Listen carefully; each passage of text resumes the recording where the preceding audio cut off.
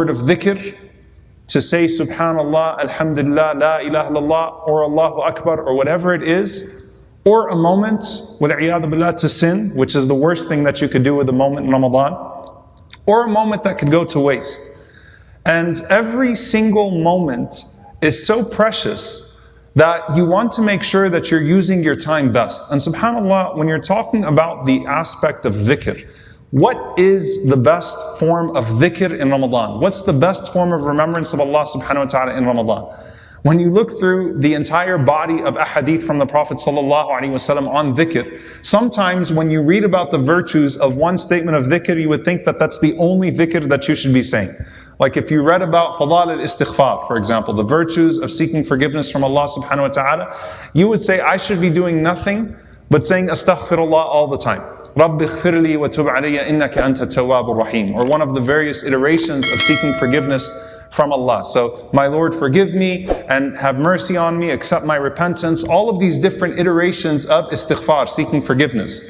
And then you'll find the hadith where the Prophet ﷺ is receiving advice from Ibrahim alayhi salam about the seeds of the soil of paradise. Subhanallah, alhamdulillah, Allahu Akbar.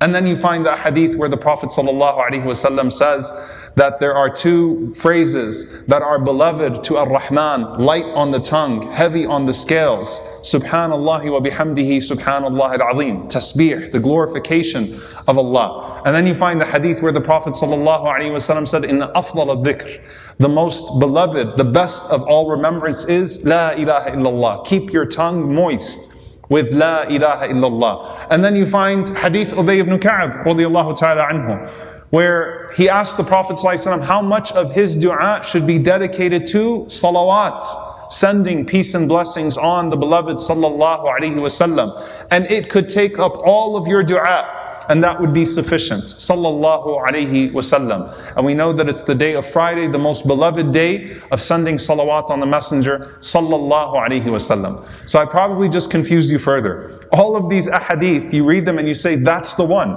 Or inna rabbaka yuhibbul hamd. Your Lord loves praise. So just say alhamdulillah over and over again, right? So subhanallah, it's every single chapter. You find these adhkar and you say they're amazing. And which one should I prioritize? And then you find statements from the pious predecessors. And all of this is an introduction to the question, by the way. The statements of the pious predecessors, like Al-Fudayl and Ibn Taymiyyah rahimahullah ta'ala, when they were asked about prioritizing seeking forgiveness over glorifying Allah, istighfar over tasbih.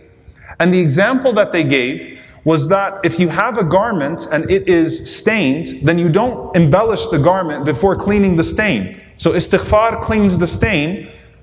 Tasbih, saying subhanallah, are the buttons on the garment, are the embellishments on the garment. And so they prioritized istighfar over tasbih. But they never neglected tasbih.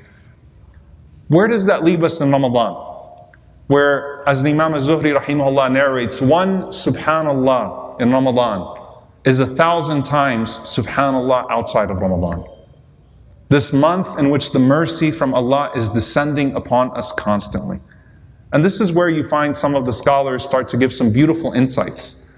Number one, the best form of remembrance is Quran, and the best way to read the Quran is in prayer.